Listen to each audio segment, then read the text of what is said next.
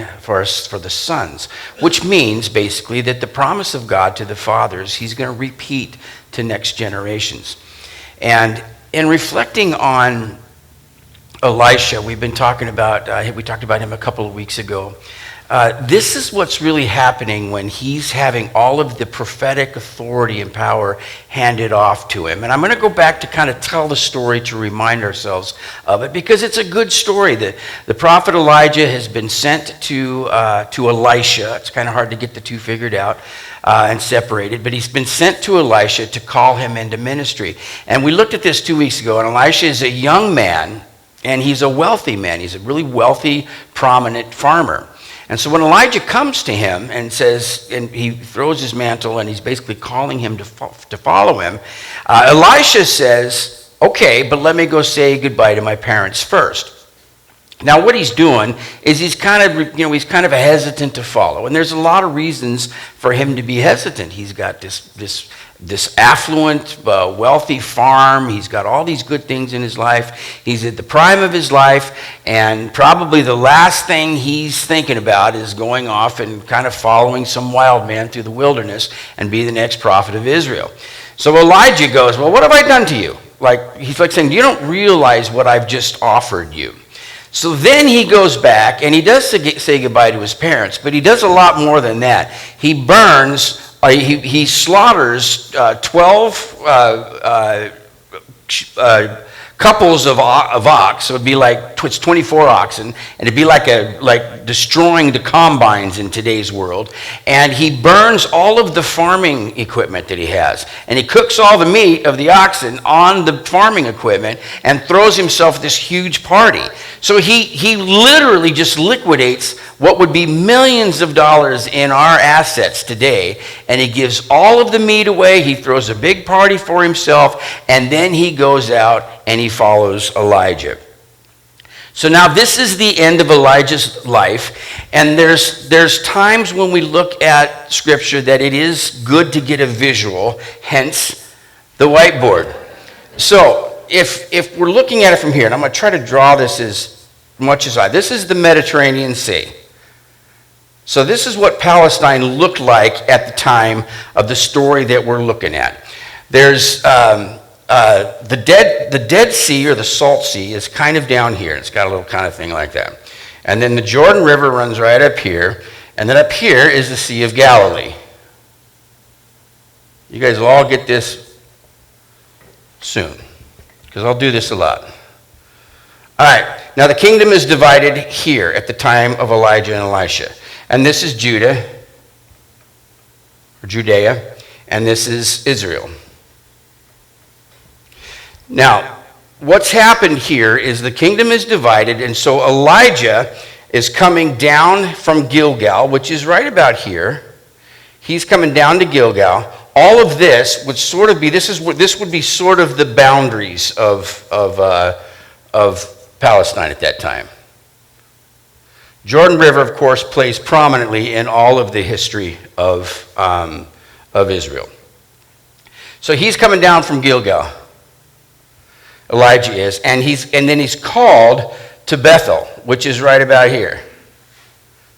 Bethel also plays prominently, is prominent in the history of Israel. So all of this is significant. And then he's called to Jericho. And then he's called to the sea. So here's what happens. So Elijah and Elisha are traveling down. They're called to Bethel. There's all these prophets that are following with them. So they're hearing about this thing that's going on. And they're saying, do you know that Elijah is getting translated or called into heaven? So all the prophets, so there's all this, as they travel down here, there's all this interest of these prophets in Bethel. So they come out and they talk to Elisha and they say, do you know that your master is going to be taken away into heaven? And Elisha goes, yeah, I know, so be quiet about it. It's kind of a weird thing. He says, don't talk about it.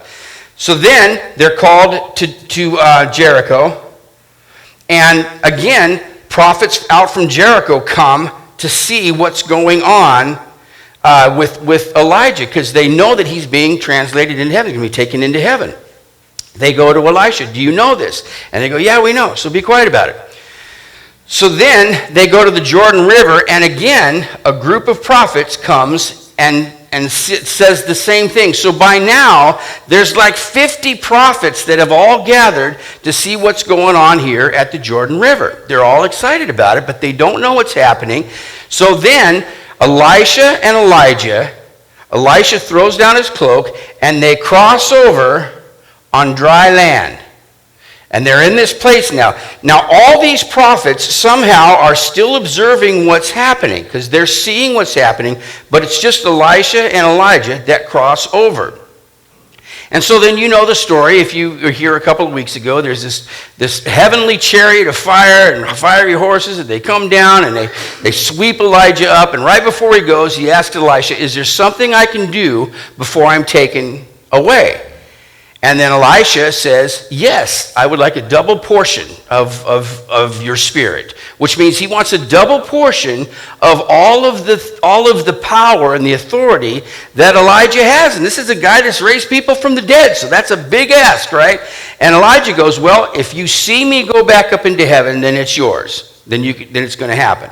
But if you don't, it's not something I can give you. So anyway, he does see him go back up into heaven, and so he knows now that whatever he'd asked for, he's given. And the first story is, it's almost like he's going to test the water. He takes his cloak off and he throws it onto the Jordan River, and he says, where's the God of Elijah? Now, if that's me, I don't know how I would ask for that. If I'd asked for a double portion of the power of this great man Elijah, and I saw it was promised to me, and I'm going, where is the God of Elijah? I might shout it. I might sing it. I might pray it. Usually it's these little quiet things in our heart that says, well, you ever had something that you just needed from God, and you're going, where is the power of God and the presence of God? Where is the God of Elijah? I've done it about 1,000,000 times. So whatever he does right here, he throws it down. He says, where is the power? Where is the God of Elijah? And the waters part for him. And then he comes back across on dry land as well. See, now we're going to use a blue marker to indicate a change in the story. So now he comes across. All the 50, these 50 prophets that have been watching, they're saying, where's Elijah? You know, maybe God put him on a mountaintop somewhere. Now remember, they were all, so everybody is being, these are all prophets, so they're all being told by God that Elijah is going to be translated into heaven. So they all know. So they know something's happened to Elijah, and their guess is right. God did translate him to the top of a mountain, but it would happen hundreds of years later in the Mount of Transfiguration with Jesus. So it's interesting how these prophets somehow intuit through the word of God that God was going to do something extraordinary with Elijah and on a mountaintop. They got it right. They were just several hundred years too soon. So they're saying, now what's going on? All right, so now you kind of know the direction of where Elijah and Elisha, how we get here to this story. There's one little story passing back. Now remember, all this is wilderness out here. So passing back, so kind of everything kind of in this direction is the wilderness area. And when he comes back over, there's a little story of him coming back through Jericho. The water is rancid, and he cleanses and heals the water. So it's sort of like from here on out, you see sort of the authority and even I call it hubris. There's something about Elisha that after he burned all his farming equipment, after he did it, he never turns back. He's got this boldness about him that's very admirable. So he's beginning to have these things worked out in his life. So he cleanses the water in Jericho. Now he's coming through to Bethel. So he's kind of right here in the middle, which is the story then I want to look at now. And you can pull it up if you want in 2 Kings. And if you've grown up in church, you've probably heard this story. And if you're a little kid, when you heard it, it might have frightened the bejesus out of you, because it did out of me. And here's what it says. From there, Elisha went up to Bethel. So he's coming to Bethel. And he's walking along the road. As he's walking along the road, some boys came out of town and jeered at him. "Get out of here, Baldy," they said. "Get out of here, Baldy." He turned around, looked at them, and called down a curse on them in the name of the Lord. Then 2 bears came out of the woods and mauled 42 of the boys. And he went on to Mount Carmel, and from there returned to Samaria. Now, when I was a kid growing up, and maybe it's probably all the parents in the room would probably appreciate, I was told, see, don't be talking back to your elders. You better be respectful and polite to the pastors and the people in your life. Otherwise, they're gonna say a curse, and bears are gonna come out and maul you.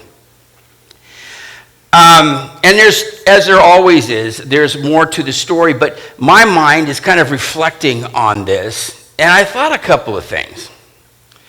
First of all, whatever he said, so he looks at them and he curses them. And I don't know if this is the wisdom of God. It's not written what he said. And I'd like to sort of reflect on it and go, well, it's probably for our benefit. Because if I knew what he said, if I knew what that curse was, I'd be saying it all the time. Somehow longing for bears to come out and maul somebody. So God was gracious to me and didn't tell me what those words were. Because the young men are, so we're going to dig into that a little bit, but they're being disrespectful. They're making fun of him. They're poking fun at him. Baldness in that day and age was not a sign of great handsome and virility and manliness as it is today. It was seen as weakness. So we obviously have kind of a different picture of it. So they're making fun of him and his physical appearance, right? Sean. So they're making fun of his appearance, but they're also they're questioning him. Because remember, all these, so who are these 42 youths? Okay, first of all, we got to figure out who the 42 kids are, right? Because if they're little boys and they just kind of shouted out something at this prophet and they got mauled by bears, that would be pretty terrible. But that's not really happening. So up here is the city of Dan, and when Rehoboam, the king of Israel, after it's divided, he immediately brings the nation of Israel into idolatry.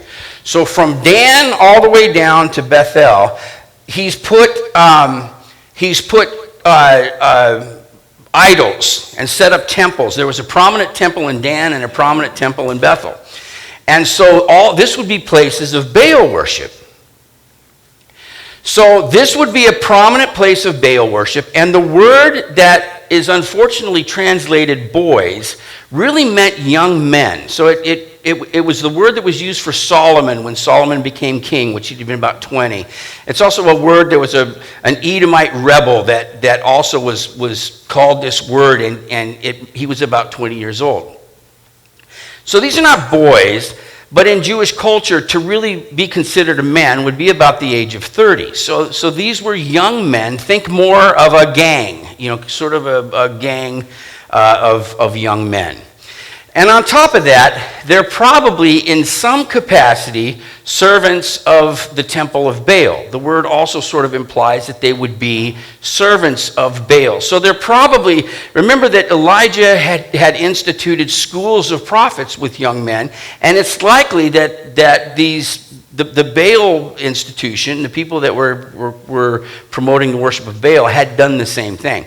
So there's likely hundreds of these false prophets, just as there would be all these other prophets. So get the picture here. There's all these prophets of God that are coming out to see what's happening, but at the same time, there's all these prophets of Baal that are doing the same thing. They're coming out and watching everything. And they've seen Elijah taken into heaven, and now they're talking to Elisha, who was supposed to have all of the power and the authority of Elijah, and they're saying, "Get up, Baldy." And what they're saying is they're saying, you do what your boss just did. Now, you're the big shot now. All this is on you. Okay, you go up into heaven just like him. So there's more to what's happening than sometimes the impression that we get at first blush. So this is more what's happening, and he says this curse, whatever it is, and however many of these young men there are, we don't know. There could have been hundreds, I don't know. 42 of them got mauled, and it's called, I looked this up just because I was interested. What kind of bear would be in that area? Well, it's a Syrian brown bear, which are one of the smaller brown bears. They're like our black bears. So there's also some kind of divine retribution here, because it would probably be unlikely that two she-bears that might weigh 400 pounds, bears are ferocious, but would be able to effectively maul, but 42 young men. But they did a lot of damage, and this is the judgment of God. So they maul the guys, and then he continues on his way. So that's kind of the fundamental story, the basic story, which in and of itself is a good one. I just think it's a romping good story. I love some of these stories in the Bible. But the Bible is a book of repeating patterns, which is why the Jewish statement that says what God did for the fathers will be a sign for the young men, for the sons. Because there's repetition. And this is pretty much exactly what happens in the life of Joshua. So now we're going to get an idea of what Elisha is being called to. When Moses dies and the mantle of authority has been given to Joshua, his protege, to lead the people into the promised land, in this same place, in exactly the same place, Joshua is called to lead. He leaves the wilderness. He crosses the Jordan on dry land. There's actually another Gilgal that's probably right here. It's the first place they make camp. They go into Jericho. It's the first major victory that they have. And they come into this land, which would then be called the land of Canaan, and go to war with the Canaanites to take the land that had been promised to them, and they're there to fight the pagan idolaters of the Canaanites. Elisha is doing the same thing, but in a spiritual sense. The land of Israel has been overrun. Most of Elisha's ministry is done in Israel, because Israel fell into idolatry immediately. It took Judah quite a bit longer. They had way more. Israel had no faithful kings. Judah had many faithful kings, and they would kind of go back. And so Israel ended up falling about 150 years before Judah would. But Israel fell almost immediately into idolatry. So now you think of all of the paganism that has infiltrated all of this area, the prophets that are here, the prophets that are there, and that's what Elisha would be coming into. So he's being called into a battle as well. It's a different kind of battle, but it's no less a battle. And what does he do? He leaves the wilderness. He crosses over the Jordan on dry ground. He goes into Jericho and heals the water. And then he continues into Bethel, which would be a prominent feature. And then he has this encounter with all of these prophet students, trainees, whatever you would call them, these young men that are in some sort of work for the temple of Baal that would be here and here. And then the whole rest of his career would be involved in eradicating the temple worship. Baal. Now, I've thought about this, and I've kind of talked through this before, and I haven't reflected much on it. And it's funny how different when you read a text and it hits you in a different way. Because I've read this hundreds of times. And if we believe, as I do, that the repetitive patterns found in Scripture are designed to teach us something important, right? Because we see them all over the place. And remember, this is a book that's written over, a long, long period by many, many different authors, all carrying the same themes. But if you believe, as I do, that these themes are there to bring our attention to something, the first thing I think to myself is, well, each one of us here have some kind of battle, right? And we all do. We have things that sometimes they actually are like fights that we have with people. Some of the battles that we have are things we can't do anything about. We didn't create them. They're battles of health, battles in relationships, battles with family, battles of finances. We've got a lot of things, right? Things sometimes we can't do anything to have avoided them. They just come. But there's a lot of things, there's a lot of battles and things in our life that we don't need to, we can't fight them all. Now, I wish, and I've tried my best, I think, to fight every battle that I could, because I like it.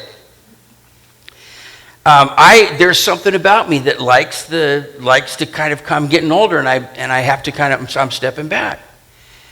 And I'm thinking to myself, I don't have to fight every battle that's in front of me. I don't have to. And I can't anyways, right?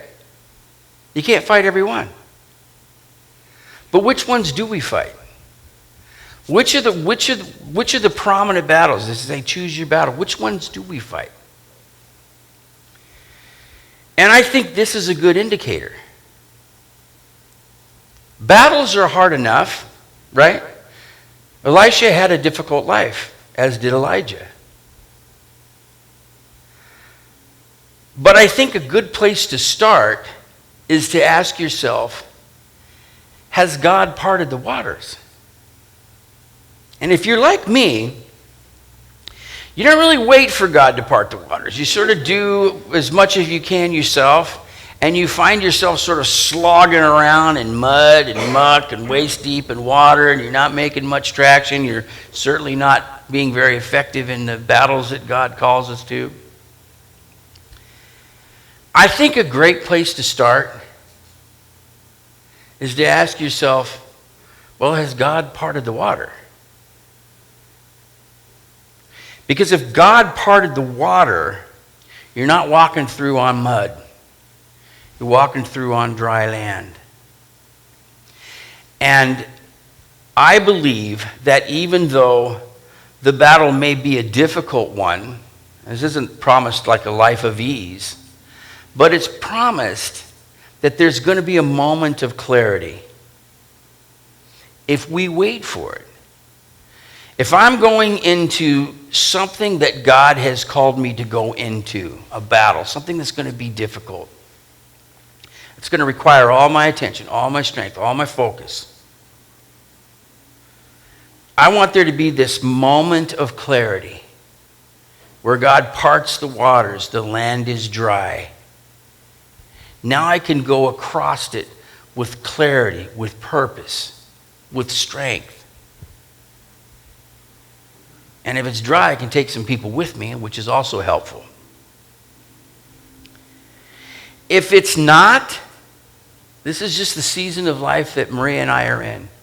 If it's not clear, if the water is murky, if it's muddy, if I'm not seeing a direct path,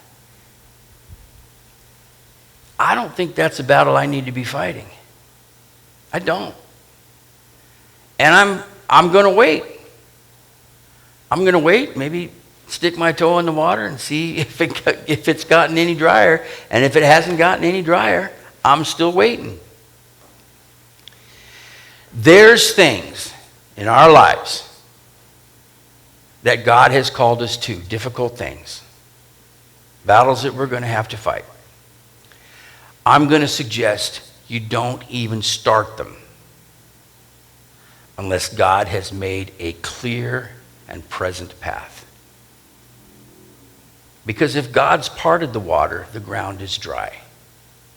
If God hasn't, it's going to be a mess.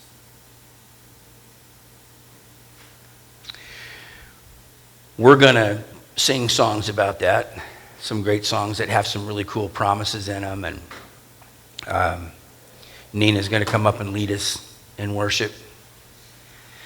And what I'd like to encourage us to do is just as we're singing, as we're having some times of prayer and some times of reflection. Did you lose me? Check.